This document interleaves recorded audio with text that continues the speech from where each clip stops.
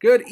Hello, everybody. I was gonna say good evening again. I'm just programmed from Post Raw just to say good evening all the time, but I don't know when you're watching us right now.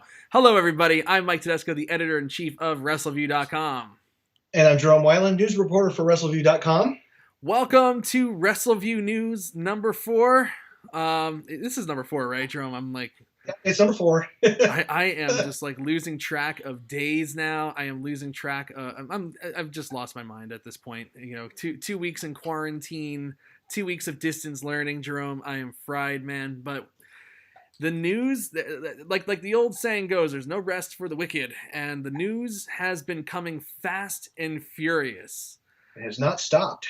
No, I thought, gosh, well, they shut down all their shows, and, you know, basically what they did last week, of course, after we already taped it and put it on the air, was it came out that they actually recorded everything, including WrestleMania 36, over the week. Yes. So I was like, okay, well, they recorded everything, and now everybody's gone. There's not going to be any news. You know, and because they can only have 10 people, including tech people, in one place at one time, you know, there's not going to be any spoilers because it would be very easy to find out who spoiled what. Right. Yes. Not the case. No, there are spoilers. We don't know like the match stuff itself, but there are things. There are definitely interesting things about right now. So let's just get into it. So if you're listening to the show right now, I just want to warn you, if we're not going to, again, there's no match spoilers out there, but there are definitely things that are changing WrestleMania matches, and big changes as well. One of them, you couldn't help when you see the news, you can't help. You have to put the name in the headline because it's just like, you know, at that point, it doesn't even matter because the name is so big in Roman Reigns. But there are others who did not make the WrestleMania card. They did not tape their match for WrestleMania. So we will address those as well. So if you don't want to be spoiled for the other matches of WrestleMania, or if you don't want to be spoiled for who's going to face Goldberg, it's weird to say, stop watching us for a little while. Come back in like 20 minutes or so when we talk about other things. Or right. Yes. There's a lot to talk about here, Jerome. So obviously one of the bigger news stories of the year, other than COVID-19, is the fact that Roman Reigns has decided to not perform at WrestleMania 36. Allegedly, according to reports, it was announced on Wednesday, which was when they were taping night 1 of WrestleMania 36. Apparently night 1. It doesn't even matter because they could tape whatever, whenever they want and just put them all together in some kind of weird Frankenstein monster WrestleMania. But Roman Reigns, because he is immunocompromised due to his bouts with leukemia, and after consulting with his cousins, the Usos, decided it's not in his best interest to take this any further.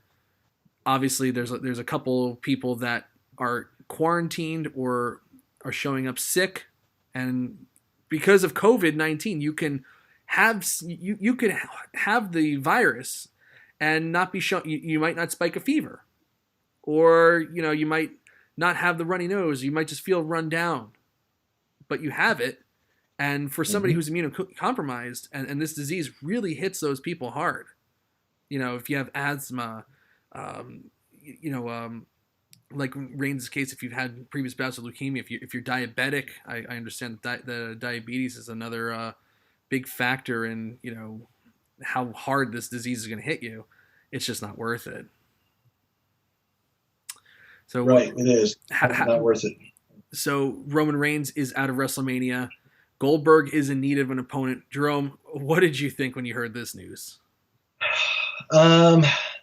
With Goldberg's opponent? No, not that. Just the Roman Reigns thing in general.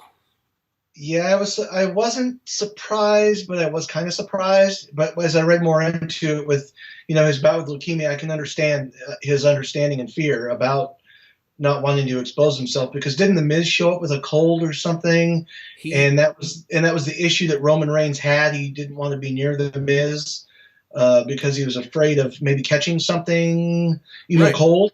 right. Well, especially if Miz is going to be performing in the ring, and then Reigns is going to have to go in Right. there after, even if they change the canvas.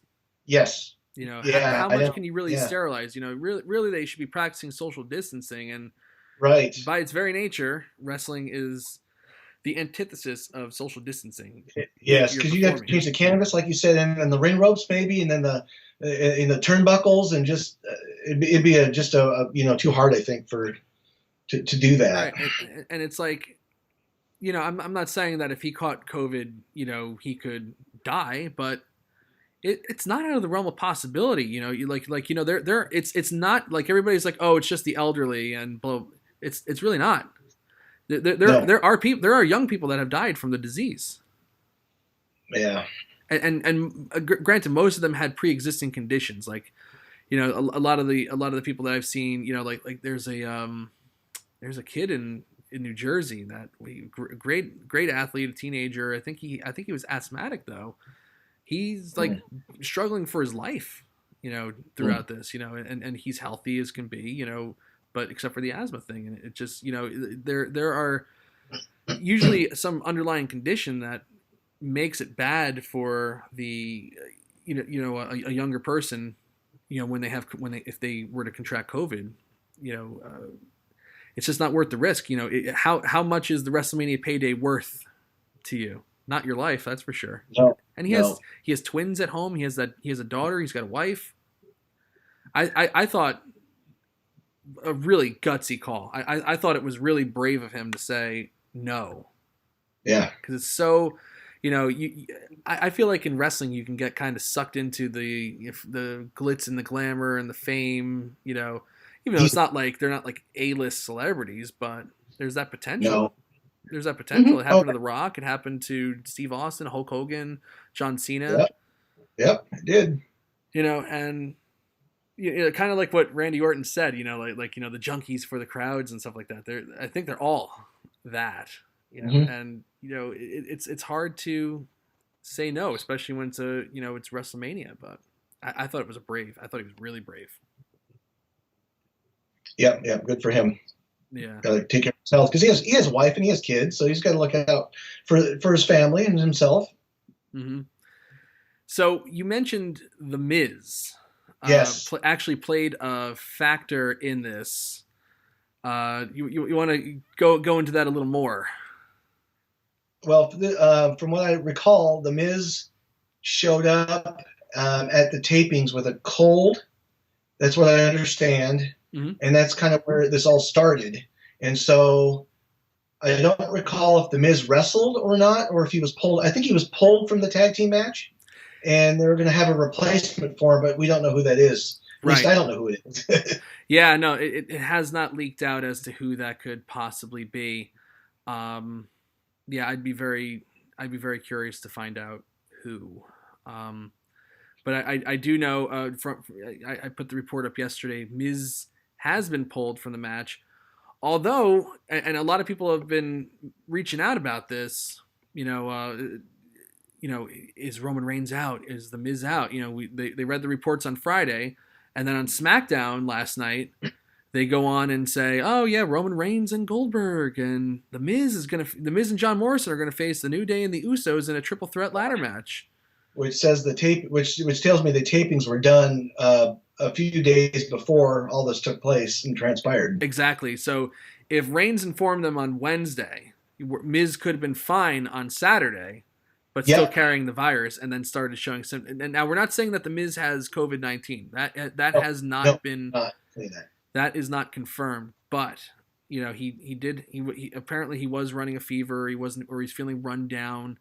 And they just decided it's not worth the risk, pull him off the card. But he did wrestle on the March 20th episode of SmackDown against Heavy Machinery. And who knows if he does have the virus, who knows if, you know, he was already carrying it when he was facing Heavy Machinery. Now he's in the ring. Reigns was in the ring after that in the face-to-face with Goldberg. Yep. It's and that's when it starts. The reality starts setting in. Like, we really don't know who has it and who doesn't, and No, we don't. and it's, I don't know, Jerome. Do you think the more this comes out, and we're going to talk about a few other stars that dropped off the show too? Was it a bad idea to run WrestleMania? I think it was a disaster. The whole thing was looking like a disaster at this point. I think they should have just postponed it and did it later in this year. We talked about before, I think it was on our other show last week or the week before, about doing a combined, Victoria's idea of a combined WrestleMania SummerSlam combination with the Hall of Fame. That makes more logical sense to me. Just do it at Raymond James Stadium if all possible, and that would have been the better choice, because this whole thing is looking like a disaster, a fiasco, and I don't know how many buy rates on the traditional pay-per-view this thing's going to get, or even how many streams it's going to even get on the network, for that matter. I don't know. It's looking more and more like just a disaster, and Vince should have just canceled it, but I think he's got dollar signs in front of him versus wanting to do what seems more logical to, which is just cancel it, postpone it. I feel like, because this entire situation is constantly changing. I was told 2 weeks ago that we would be going back to school on March 30th. And now it's like indefinitely postponed, and it's looking like the school year is over, so like everything's changing. Part of me feels like, maybe like, there was that big rumor that, they're going to reserve Madison Square Garden in June and they're going to have it there. And there must have been some numbers from somebody that he talked to that said, Vince, you'll be lucky if you can get, an arena filled with people, by the end of the year at this point, Right. So maybe he just said, you know what? Might as well just do it. Might as well just do it, instead of holding off. Part of me actually almost feels that way, but it just turned out to, looks like it's the wrong call. Kind of like, how it was the wrong call to continue Over the Edge, and the worst thing ever was to purchase WCW for them, because no more competition. Nope. There's a lot of like these like instrumental decisions that get made that really affect. Yeah. But when they start filling up, when they start being able to have fans in arenas again, I think for AEW and for WWE, I think it'd be smart for them to go to the smaller venues, because they're not going to be able to fill up, 12, 13, 14,000 seating, venues with those seats. People are still going to be skeptical. So, I mean, they should, pick venues that are going to be much smaller, but I can't see Vince doing that, because he wants to always go for that big feel, and it's just not going to happen, I don't think. Yeah, it's geez, I got to tell you, I might cut out for a second. Did I? Hope I didn't cut out there. I haven't missed an opening day in baseball in years at Yankee Stadium. And you think like, oh gosh, Yankee Stadium is going to be like really expensive. It's actually not. It's actually not a bad price at all if you get opening day tickets. I got to tell you, I don't know who knows like when baseball season is going to fire up. No chance you're getting me in a baseball stadium this year. And next year when opening day rolls around, even if everything's kind of calmed down, you're not going to catch me there. I don't know. It's going to take me a long time to kind of feel comfortable going to a big event again, and I have to imagine if I'm feeling that way, and I love the Yankees and I love wrestling. I've been to like 70 WWE shows in my life. Right. If I'm feeling that way, I wonder how other people are feeling.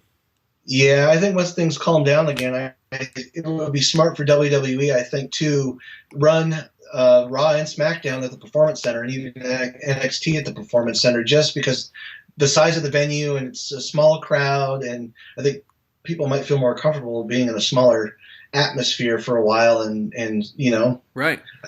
But I don't know. The crazy thing is they have shareholders that they need to answer to, and they have to be showing to be making money, and I don't know, but these empty arena shows they're just becoming more and more disastrous as it goes. And honestly, other than like the curiosity factor of like the first week or week and a half of them, the ratings that came out this week for people that are sitting at home are atrocious. Like really just ugly. I just think that watching an empty arena show and they just throw in like a big match from the past, it's that formula is already worn thin, and it's like I don't it's just not fun to watch. I don't care if they put the Street Profits on commentary for every single match and they make noise. It's not the same. Yeah. I know. And what's WWE going to do after WrestleMania? Because they have shows taped up to WrestleMania, right, but nothing after WrestleMania. And I think that stay-at-home order is going to be lifted in Orange County just after WrestleMania is over. I think that's, if I remember correctly. So, allegedly. Yes. And you know how these things go. And now you did a great job reporting about Orange County. I actually think, honestly, I think we were the first site to have it. I think so. Yeah. It seemed like it when they announced that they were going to have a stay-at-home order, which you have to imagine that they've been working. With the government, in Tampa, the local government in Tampa to even know if they could run WrestleMania. They moved it to Orlando in the Performance Center. I'm sure they're working with them too. They probably have a great relationship with the city. They've made them a lot of money through the years. 2 WrestleManias, 33 and 24. Right. Yeah. And I'm sure they told them like, hey, look, we're going to be doing a stay-at-home order Thursday at 11. And they just so happened to finish taping up WrestleMania 36 Thursday around that time. Yeah, good timing. Great timing. But as you know, and I know, and I think everybody out there who's watching us knows, these stay-at-home orders, the end date for them is, it's to be determined, really. It's like they could say, oh, it'll be lifted April 9th. I think they're lifting it Thursday, April 9th. But what happens if they don't? They taped this week's SmackDown or this yesterday's SmackDown and next week's SmackDown last Saturday. They taped Raw and they taped Raw, next week's Raw, and the Raw after WrestleMania on Monday and Tuesday. Okay. I don't know how many episodes of NXT they taped on Sunday at Full Sail, which I was really surprised they actually went back to Full Sail. I am too. I don't know if they taped just 3 weeks or 4 weeks or whatever. If they taped through the end of April, who knows? With those people. And WrestleMania, it's like if it's not lifted though, they only have a finite amount of episodes in the can, and if it's not lifted, and they say, well, it's going to go now to April 30th. Mm-hmm. Where are they going to go? I don't know. Could they go to Connecticut? Does the headquarters have any, like a warehouse or somewhere in that building they could do a taping at or tapings? I'm sure they'll find something. I know that they had a gym there where they used to. I think I remember like reading in Kurt Angle's book that he initially did like a tryout camp at the headquarters in Stamford. It's possible. But can you ask your talent to get on a plane and fly up to Connecticut? Like, I don't know. Yeah, I don't think that's going to be now. Well, that's the one thing that I saw reported was that they're not holding it. Apparently, that if you're not comfortable traveling in, you can just tell them, and it's not going to be held against you in future bookings and stuff like that. But yes. It's one thing. A lot of them are located in Florida just because that's where the Performance Center is, and they're all told you better relocate down there. So a good portion of the crew is down there. Now you want them to go to Connecticut? Like that? Yeah. I think it'd be disastrous. I think so too. Maybe they'll head to Jacksonville. Well, Jackson. Hi. Right. Well, Jacksonville now is becoming a question mark too. So now Jacksonville, Daly's place is where they've been taping AEW Dynamite. And Daly's place, I think, was the site of Fight for the Fallen, if I'm not mistaken. Yes, it was. Yeah, it was. Which was a great show. I really enjoyed that show. They have a coronavirus testing center, or like it's one of those testing camps, where they have the big tent and they're going to have a whole bunch of people. It's going to be 100 feet away from that arena. Oh, how much longer are they going to be able to do their shows there now is my question. I don't know. Maybe they go to the Jacksonville Jaguars where they do their training camp. That's Maybe great. they could go there. That's a good one. I didn't even think about that. Oh, Jerome thinking on his feet. You should be running that company. Yeah. But there's a lot. It's just constantly changing. It's constantly changing the situation, and it's, man, my mind's spinning with all the things that are just going on in wrestling. How are you handling all this? It's crazy. I mean, it's just absolutely crazy the way things are, and I don't know how much longer empty arenas are going to work and how much longer fans are going to tune in to watch those. Right. I don't know. What's the solution, do you think? I'm sorry, what was that? What's the solution, do you think? If this goes on for a while. I don't know. That's a very, very good question. Victoria had mentioned, I think on Post Raw on Monday, that WWE has enough programming that they could throw up old Raws and old SmackDowns, but AEW, they don't have much at all. So, I mean, they throw some old pay-per-view stuff up there as long as they can, and then Warner Media says, well, I guess we'll just do movies on Wednesday nights or something else on Wednesday nights until further notice and see it when we can. Right, yeah. It's, if I were them, I would start taping a lot as soon as possible.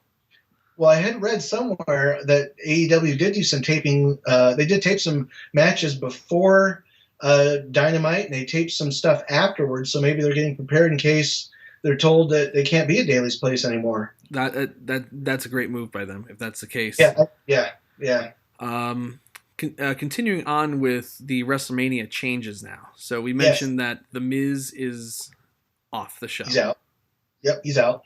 Bobby Lashley was a question mark. Yep.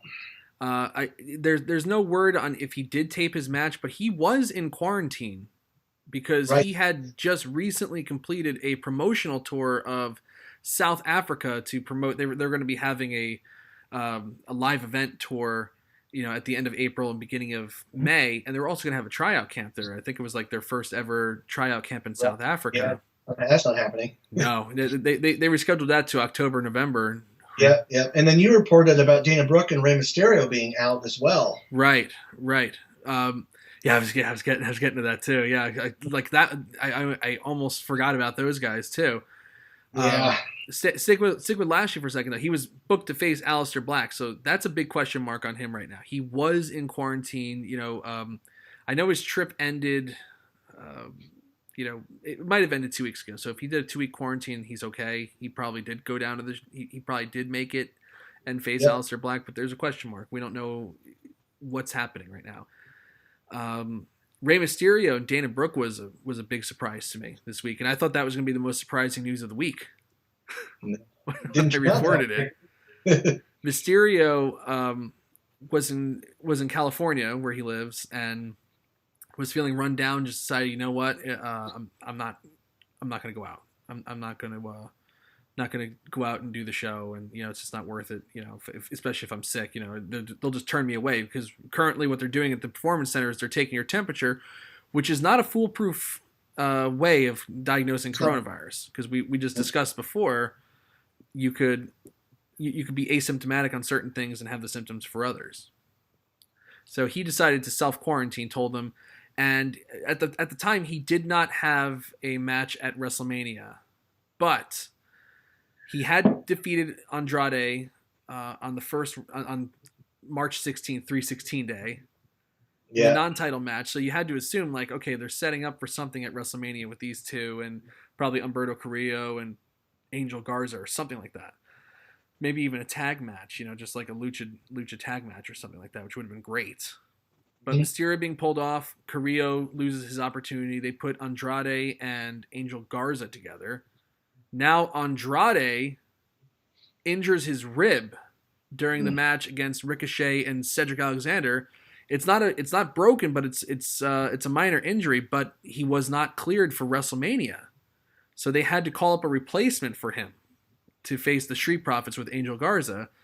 Allegedly, but I have seen it posted on some sites that I trust. It is NXT superstar Austin Theory, the former Evolve champion. Which, wow, what a random call up that is. It's like he's got a lot of talent. You know, actually when I recapped NXT on this past Wednesday, it was him versus Tyler Breeze. They were the first match in the empty Full Sail Arena. I thought he did a great job. You know, the trash talk. You know, he's very charismatic. He's got a lot of potential. He's only 22 years old, I think, and something about that performance must have like piqued their interest because they apparently called him up to face Street Profits with Angel Garza for the Raw Tag Team titles. I don't know who wins or anything like that, but yeah, that's a, you know, granted, you know, like they're in desperation mode and they're spinning their tires, and there's probably more people than we know about that have either pulled out or just, you know, from sickness or just pulled out of fear for their health, right? From WrestleMania. But you know, if you have to call Austin Theory up, it's kind of amazing. Yeah. You know, have you seen any of Theory's work? I have not. I have not seen any of his work, but I've heard it's very good. Yeah, he's pretty sharp. Dana Brooke was in the 6-pack challenge with. I mean, where's Corey Graves and Carmella? That's what I want to know. Cause yeah, I know. How did Tamina get a spot over Carmella? So I'm wondering if they're self-quarantining. Maybe there's something there about that. Maybe. I don't know. I haven't heard anything. I haven't heard anything either, and it doesn't seem like anybody's really even curious about it, which just goes to show just how everybody kind of feels about Corey Graves as a commentator now. Yeah, because Michael Cole on last night's SmackDown, he was by himself at the commentary table. But Nikki Cross was there though when that match was with Alexa Bliss and Asuka. So yeah. Apparently, Nikki Cross does not believe in social distancing. No, she does not. You know what's weird about these shows, Jerome? Yeah, just going back to it because every time I think about it, it's just so weird that, you know, to continue on with business as usual for some of these things, just like, okay, well, we're gonna run our angles and that's just it. You know, like there's really no like acknowledgement that there's no fans there or really acknowledgement of anything going on. And granted, I don't think that you want to beat people over the head with like, you know, like, okay, so you turn on the news, there's coronavirus. You look at, you know, you talk to people, they're talking about coronavirus. You know, I'm sure you don't want to watch like an entertainment show and be beat over the head with it, but something, you know, I feel like they're just doing their thing with, you know, living in a bubble. Yeah. Yeah, I think they're just trying to make people not forget about it, but just kind of, you know, take a break from it because the news that's all that we see in the news. It dominates the headlines 24/7. I know. Coronavirus, COVID-19. I know, especially where we live, it's dominating. Yeah, here too. Well, yeah, and it's spreading around too. The New Orleans, Florida, it's getting pretty bad. Yeah. I've been watching this show on Netflix, Doomsday Preppers. I wonder what the preppers are doing right now. Yeah, it's funny. I kind of wish I had like one of those like, you know, those meal kits and stuff like that, the dehydrated foods, and you know, we'd be living off the, you know, trapping squirrels and stuff like that. Yeah.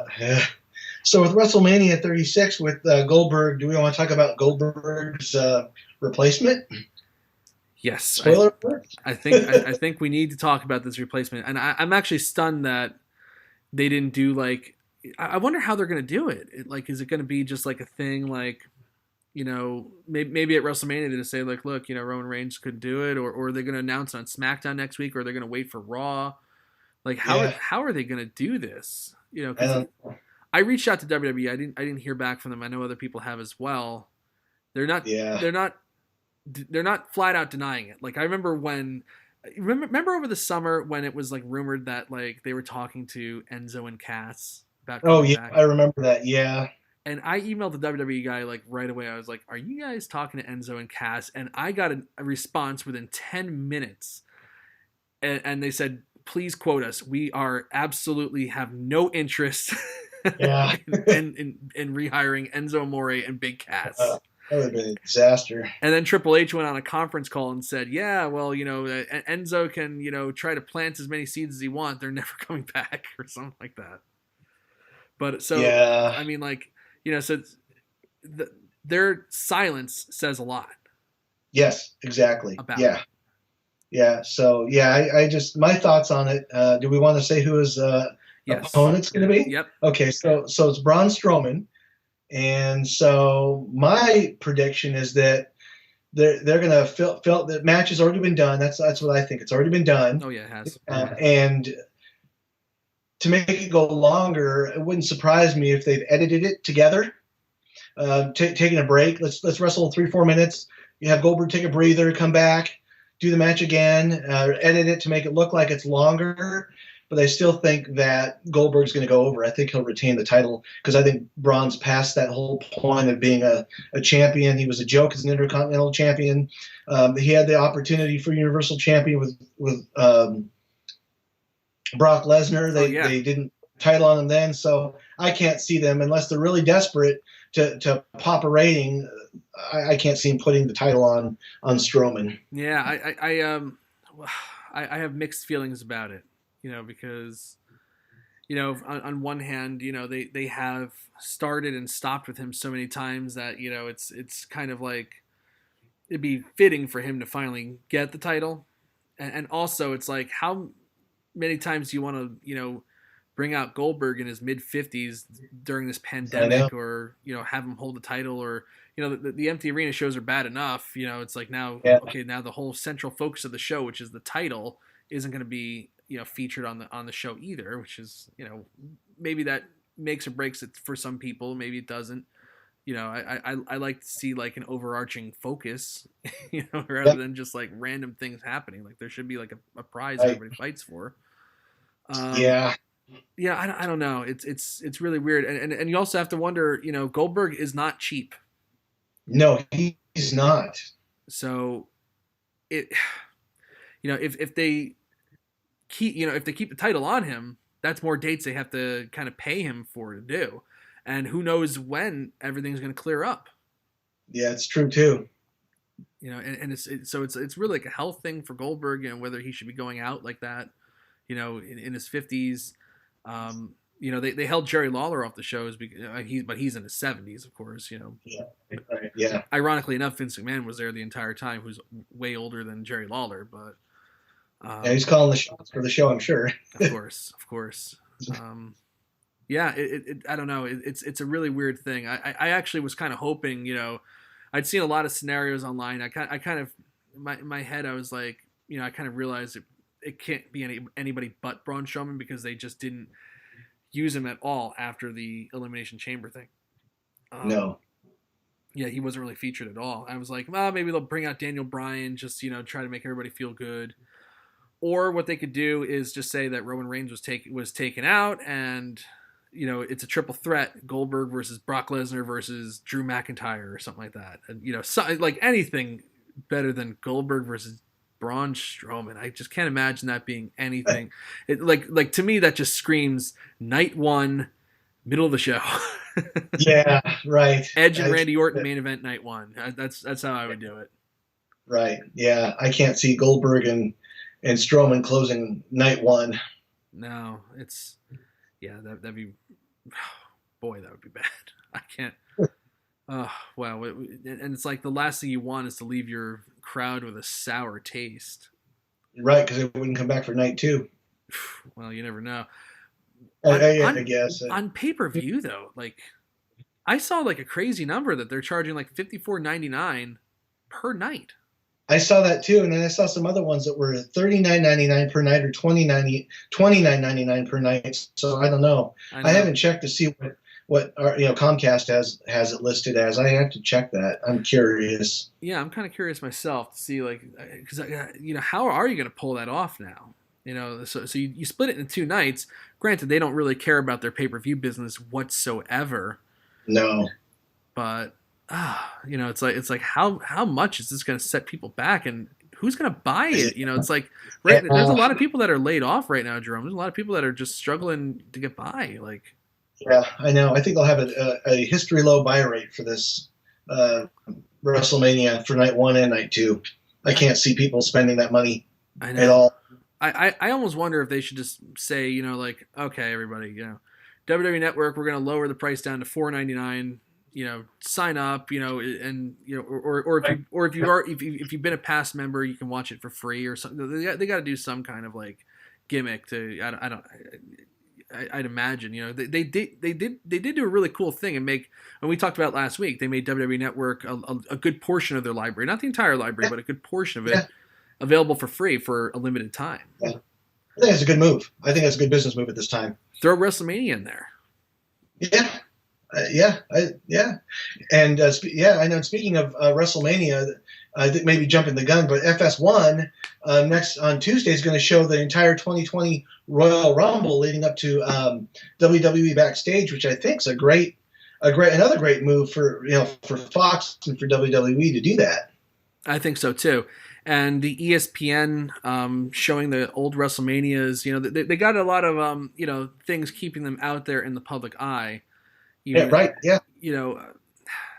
I almost wonder though if they're like kind of testing the waters to see like how their shows fare on other networks, so that if they need to plug it in, for a Raw, we're gonna watch and put an old Royal Rumble or an old pay-per-view, a classic pay-per-view in the Raw spot or the SmackDown spot. How well those ratings do? Are people interested in watching them? Yeah, exactly. Yeah. Yeah, it's kind of smart to kind of do it that way. I think so. It's good to test the waters that way. Yeah, I think there's more to it. Yes, it gives them money and it gives those stations programming, but it's also like, okay, well, this is something we could potentially keep our eye on. Start making our pay-per-views available on television. For people that don't have the network, and they can keep flashing network logos the entire time or whatever they want to do. Right. Yeah. Got to get creative. I just wonder, like, if the older the shows get, do they have to pay all these guys royalties, like the older guys royalties, or? Yeah, I wonder. I think so. I think maybe they might get some cut from that. Yeah. I think I remember reading somewhere that the Warlord had a check for $10,000 from the company. I'm like, what? It sounds like old wrestler BS to me, but you never know. You never know. But depending on how long this thing goes on, when the next time they can get people in the arena, this company's gonna be hurting. There was a story out there, and I'm not. Granted, I am not a stock wizard by any stretch, about Vince McMahon liquidating some of his stocks, with another bank. Do you know much about that? And I actually read a Yahoo article where they were like, "Is Vince McMahon getting ready to tap out?" Yeah, I read something about that too, and it sounded like that, but it really didn't allude to that fact. But I kind of interpreted it that way as well. So I don't know. Something's brewing with him. I don't know. Right. Well, it makes me wonder. Like, they put out a statement to their investors. And I'm sorry, I'm not texting. I'm looking up on my phone certain things.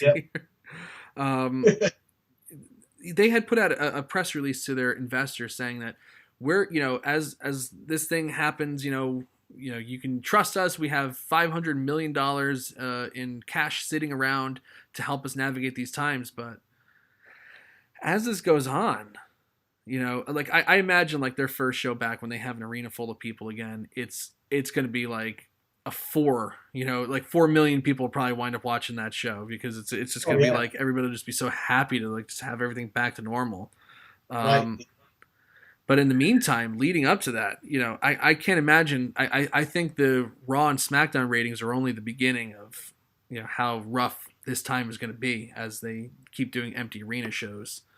Yeah, I'm surprised that Fox hasn't had lower ratings with SmackDown, and they're still at that 2 million plus mark, which still surprises me. I thought for certain it'd be 1 million or under, as things go on, but they've held somewhat steady, which is surprising to me. Well, yeah, because a lot of people who have like basic cable and stuff like that, it's just like, okay, well, I mean, we don't have a ton of selections, so this is the most exciting one. It's either that or watch Tim Allen's latest sitcom or whatever. Yeah. So like they kind of have an advantage. But I actually always thought that the SmackDown numbers were, even in the 2.6 range or 2.7 range, I always thought they were slightly disappointing because so many people have Fox. Yeah. And so, and not everybody has USA Network, and they were No. at the end of USA, they were averaging about 1.9, 1.8 million people watching, which is exceedingly low. But Yeah, they really only gained what 700,000 extra viewers. Yeah, not many. For what they're paying. And I saw in like in a certain spot, at the same time last year, they had like 3.6 million people watching in that same time slot at this time last year. But granted, toss all those numbers out the window because everything is so weird right now.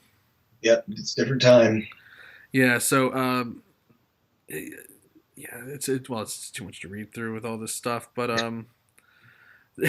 I do like this. It's from Bloomberg Opinion. Vince McMahon was once tossed into a grave and almost buried alive by the Undertaker, but that's nowhere near as bad as the year he's having now. The burial, of course, was staged, while the agony of 2020 is very real.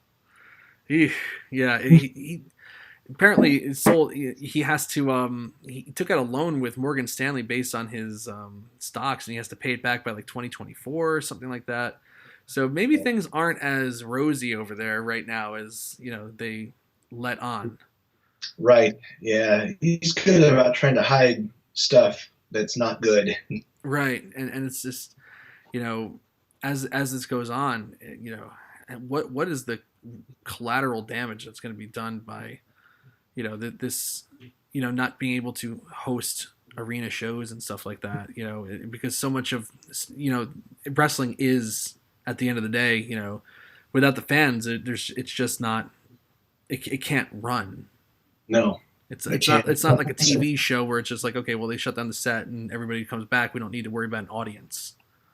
Right. Yeah, I know. They rely still on live event, not like house shows, but like TV. Live events, WrestleMania gates, and it's very old school that way. Right. Yeah, that's their money. I just wonder, as if this thing goes on for an extended period of time, like how much longer can they sustain right now before they have to really start scaling back on, okay, well, we're going to have to, furlough some talents, and, we're going to have to, put out classic TV shows, or whatever, to just to navigate these times. And, hopefully we can get everybody back together in August or something like that. It's going to be September. Yeah. A lot of questions. I'm sorry I'm talking so much, Jerome. No, you're fine. It's a lot to take in, and there's a lot going on. So right, and unfortunately, all the news really is just WWE. Jerome, let's talk about some other stuff. Please lead us on.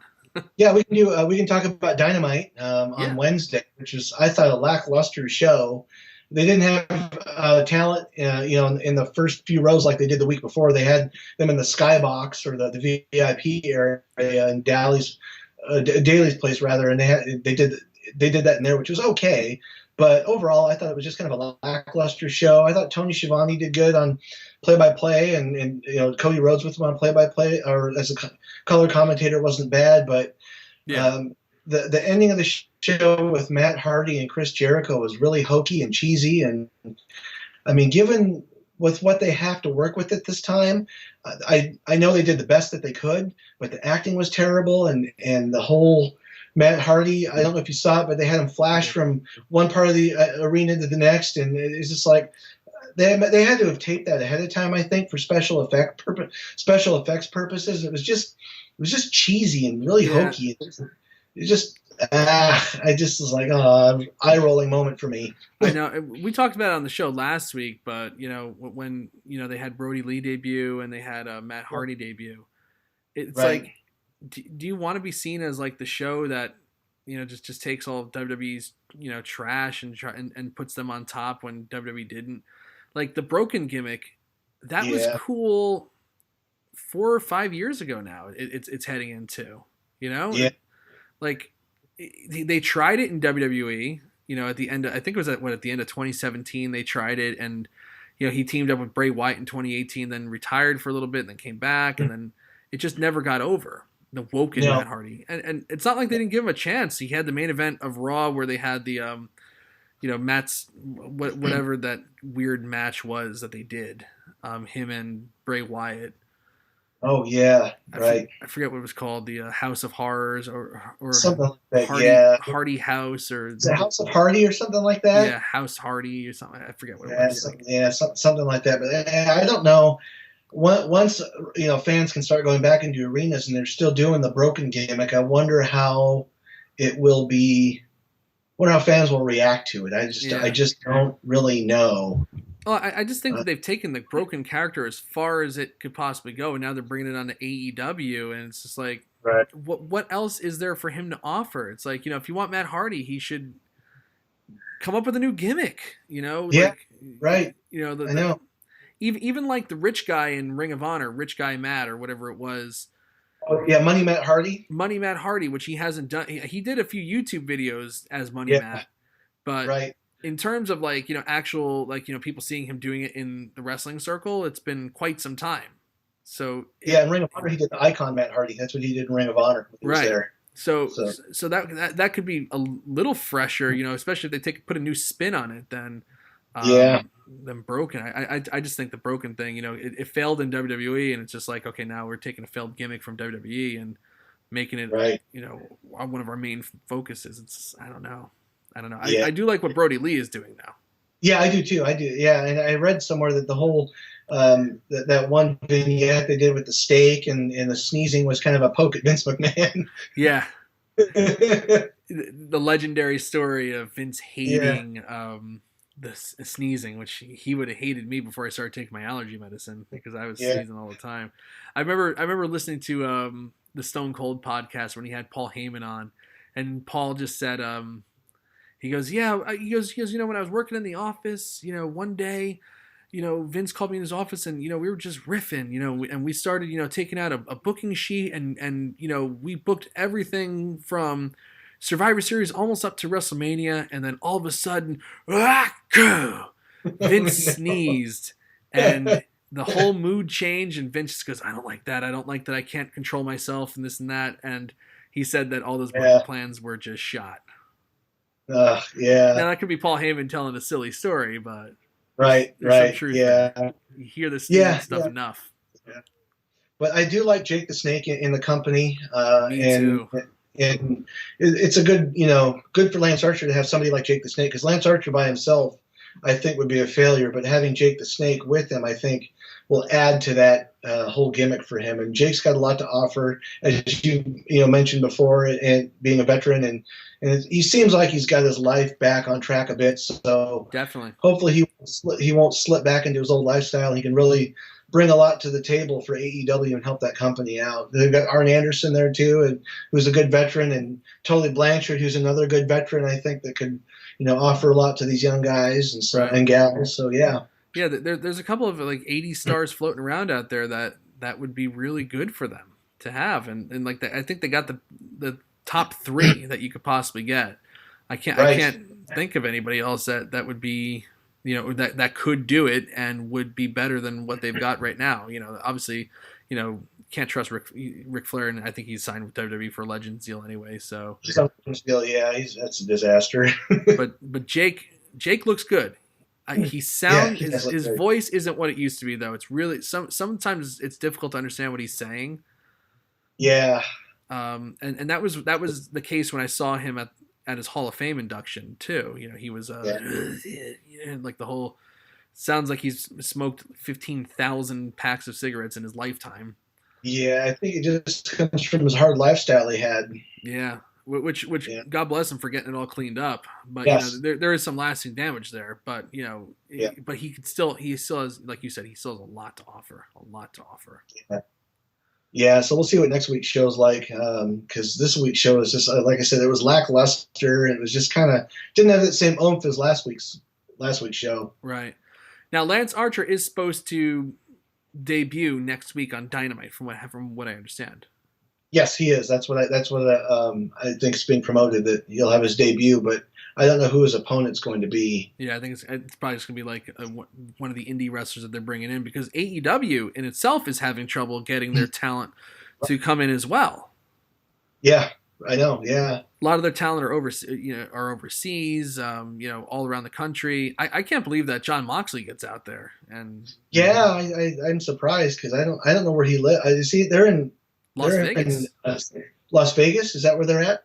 Yeah. So yeah. But maybe they have a second place in Florida, or they have a vacation rental. Who knows? Yeah, they might. Who knows? Because I'm sure Renee needs to be there for WWE and whatever. Oh yeah. Because the backstage, they're doing backstage remotely. Right, and so yeah. I think John Moxley made an appearance on that show too. Oh, he did. Yeah, he did. That was funny. I stumbled across that on the internet and saw that. I was like, that is funny. So yeah, there's Booker T and it's Xavier Woods and Renee Young, and they're all doing the backstage remote tapings from their broadcast from their home. And then Renee's talking, and all of a sudden there's John Moxley popping in with their dog, and he got on camera, and it was a real quick appearance. And Booker T just yells cameo, and you got Xavier Woods just cracking up. So right. Yeah. So that was pretty funny. I did see the video. Yeah. I wonder what Vince thinks about that. Well, it's not his show anyway, I guess. But, exactly. One of the cool stories coming out this week that I think kind of got lost in the shuffle just because of all the craziness that's going on is Rusev pledging $20,000 to WWE employees that are laid off and out of work. Yeah, good for him. I commend him for that. Good for him. Yeah. What does that say about the company? They laid off these people, and now they Rusev needs to pledge them money to, like, why isn't Vince just like hopefully all that money that he liquidated, some of that's going to his loyal employees. Yeah, you'd think that it would, but I don't know. Hard to say. I know. But I thought that was a really neat story. From the sublime to the sad. There's another story about Bullet Bob Armstrong. Yeah. 80 years old, dealing with bone cancer, and it's in his rib and shoulder, and it's spread to his prostate, and that was revealed by his son, who's the former referee, former wrestler Scott Armstrong. Yes. Bullet Bob has decided that, and one of the great performer, performed in 6 different decades. I think he started in the 60s, and he just retired in 2017 or 2018 or something like that. Yeah. And he's had a heck of a life. There's that amazing story of that could have ended his life. He was in the gym lifting weights, and one of the barbells somehow came loose, landed on his face, ripped his nose off. He had major reconstructive surgery. And while he was recovering, donned a mask and was named the Bullet. And he kept the name after that. This guy is tough as nails. Yeah. I'm trying to remember all of his son's names. Obviously, everybody knows the Road Dog, Scott Armstrong, Brad Armstrong. I'm trying to think of the other guy. I wrote the name down, and I'm just gonna have to look it up. Darn it, whatever. Yeah, it's all right. It's okay. Yeah. Well, Brad and Scott. Brian was the Road Dog, and Scott. Scott competed in WCW. Yep. So yeah, he's decided not to go for treatment because in some cases, especially when if they tell you it's terminal, some people don't want to do the treatment. They'd rather just, the treatment could sometimes is worse than the disease itself. So yeah, that's unfortunate. That was a bummer of a story. And by the way, a new story. It was not out before that he had cancer. I'm just putting it out there.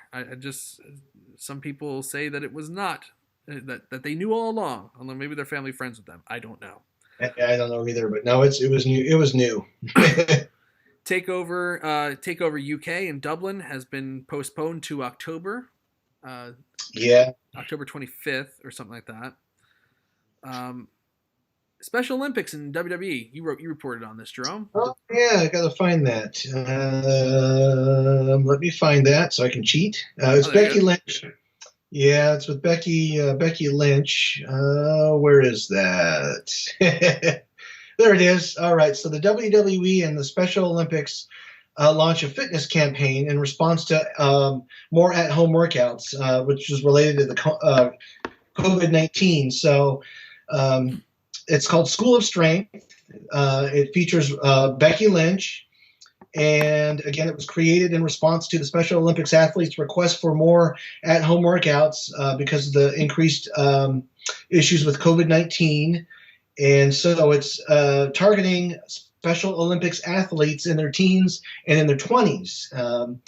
And so it's the first of its time, first of its kind in over the 50-year history for the Special Olympics. So WWE did have a full announcement, and they also had a teaser video. So if you go to the story, you can see the teaser video with Becky Lynch, and you can read the full announcement as well. So yeah, I think it's great that they're doing something like that. Yeah, they do great work with the Special Olympics. They have all, for most of the last 20, 30 years. I remember Macho Man Randy Savage was like the guy for the Special Olympics. He was, and even after WWF when he left. Yes. Yeah, he was all over the Special Olympics pretty much, until he kind of faded from the spotlight. Yeah, he loved being part of that.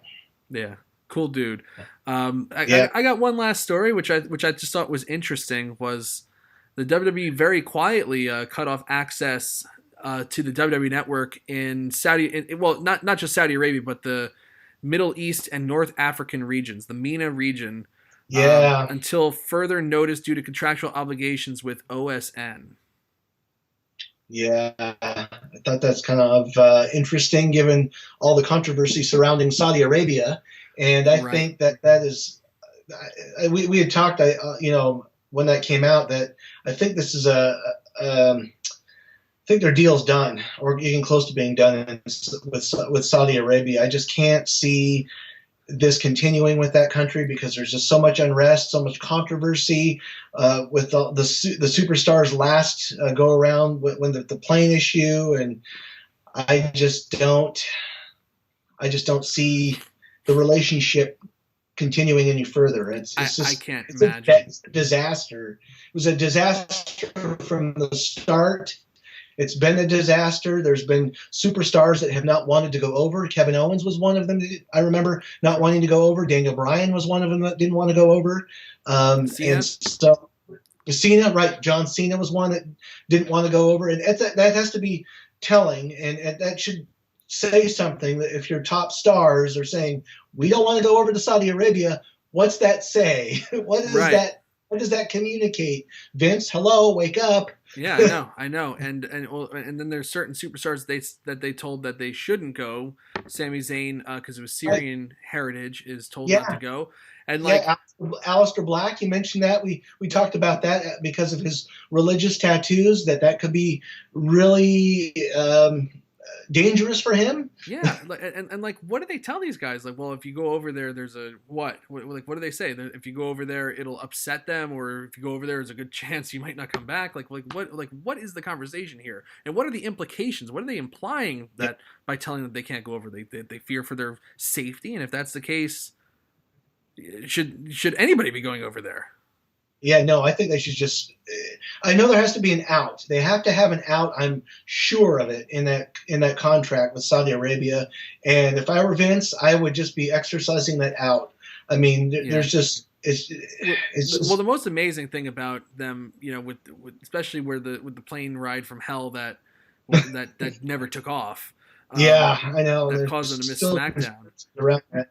The amazing thing was after all that they re-upped their deal with them, which was like, really? Like, come on, give me a break. But now just think about these poor people now. So like our gripes are against the government. It's not against the people or anything like that. No. So could you imagine now? So the only reason that we found out about this, and if you go to their help page for WWE Network 2, it shows the countries that are cut off, and it's not just Saudi Arabia, it's Egypt, it's a couple places in North Africa, a couple places in the Middle East that are cut off from the network because of this OSN deal. Could you imagine, like, you paid for the network, and now you can't have access to it? They should be refunded, don't you think? Yeah, they should. Everybody should get their money back. But was that going to happen? Probably not. Right. And the only reason we found out about this was somebody asked the Ask WWE Network Twitter page about like, well, I paid my network and where is my access? I can't watch any of the old Raws. So this is what the person said. I am from Saudi Arabia and I have problem watching old Raw episodes. A lot of them are locked and I have a subscription, but it shows me this message, which says you need to be subscribed to watch this video. So that's kind of a crappy deal. That's just crappy to do to your fans, in my opinion. Yeah, without making any announcement ahead of time. Right. Send out an email that says like contact OSN if you want to have access back because we want to give you access but we just can't. Yeah, it takes somebody on Twitter going and asking a question. Really? Right. It's bad business. Bad business. It's poor business practices. Yeah. But I thought that was an interesting story and an interesting way to close out the show for today. I think we covered all the news of the week, which has just been a busy week, and I'm sure that we left a thing or two off. But I think I'm sure. Yeah. I think you have a taste for the chaos that is wrestling news right now and the world in general. Yeah. To lighten the chaos, I posted 2 WrestleMania retro recaps, which is WrestleMania 11 and WrestleMania 12 was just posted on Friday night. You can check those out. Josh Boutwell did a review of, what was the name of Fusion, the debut show, their only show that they ever did in 2004 with Scott Hall on the show. Yeah. Did a great review of that. What was that team? That it was the SWATs or something like that. Oh, there's Liliana. So we have some content that's not crazy coming out, and I know Jerome's working on a few things himself. We got Wrestleview News, we got Wrestleview Weekly, we got Post Raw. We're trying to keep things as normal as possible. So we hope you're enjoying our content. If you like this video, just press the like button, subscribe to us if you haven't already subscribed to us. We appreciate you taking some of your day and watching us talk to you. So yes, and I want to say something really quick about Josh Boutwell's piece with AJ Styles. I thought that was really well written, and I reached out to him and I told him I really enjoyed that. And we had talked briefly in a Facebook Messenger exchange. I think that the whole AJ Styles heel factor, I think that's past, and I think he's better as a face, in my opinion. I don't think they're booking him correctly. Yeah, I know it just doesn't feel right to me. I think that whole Bullet Club with Gallows and Anderson's done. I think that's just I think that's done. I agree. And you hit the nail right on the head. We're a small staff, Jerome, but we got great people working for us. We do. Yep, we do. Roy does a great job with the SmackDown recaps. Josh is like, it doesn't get any better than a guy who actually, writes, for a newspaper. The guy is, this is what he does all the time. And it shows. His work is tremendous. Jerome, your work is tremendous. And I'm just trying to keep up with everybody else. So we're working hard for you, and we enjoy what we do, and we hope you enjoy what the fruits of our labor here. And on that note, we're going to close this thing up for the week. If anything huge happens, we'll probably have like a breaking news Wrestleview news, but I can't imagine anything going crazy between now and we'll put a notice out because I don't know if we'll have a Wrestleview news next week because isn't next week WrestleMania? Let's see. Next Saturday is WrestleMania. So it is next week. Yes, it is next week. Yeah. So we might have to do a Wrestleview news on Thursday or Friday. So you might catch us a little earlier, but we'll talk about it. We also have to talk about Wrestleview Weekly possibly moving as well. We'll see. Right. Yeah. Because WrestleMania is busy, and the baby's getting cranky. So we're gonna close this up.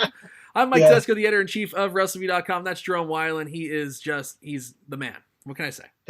Thank you. Have a great week, everybody. So long. Yes.